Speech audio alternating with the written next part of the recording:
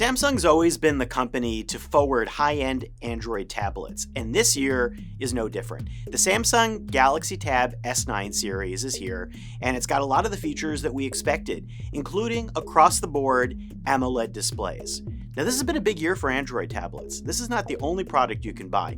In fact, it's maybe one of the best years for Android tablets in a while. You've got the Google Pixel tablet. You've also got the OnePlus Pad.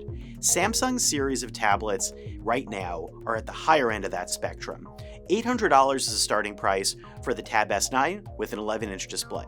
Then you go to $1,000 for the Tab S9 with a 12.4-inch display, or you can go all the way to $1,200 starting price for the 14.6-inch display. Well, this is the 14.6-inch Ultra, which was also AMOLED last year. Just a really sleek, nice premium feel that I'd want to cuddle.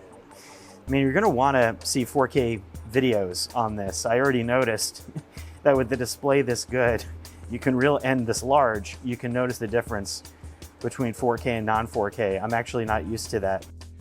These all have Snapdragon 8 Gen 2 processors inside. Trying multitasking for a while with a couple of the models felt pretty zippy, although Samsung's multitasking is a little bit different than Pixel Tablet or OnePlus Tab. It still allows you to move the two panes of the display really smoothly.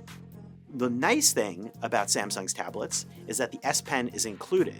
A pen or a tablet is usually extra on other competing tablets.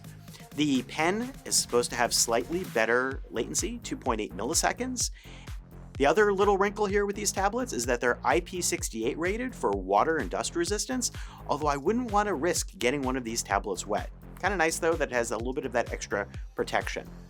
But the question now is how much you want to pay for an Android tablet. You've got things that cost $500 in that range with Pixel Tablet and OnePlus Pad, and then you're going to $800, $1,000, $1,200, or if you get the other configurations or 5G, perhaps even more. We're gonna have to stay tuned and see how all the accessories work, the keyboard case, which I'm curious to try, and a lot of the other stuff. But that's a preview of what to expect from Samsung's new tablet line in 2023.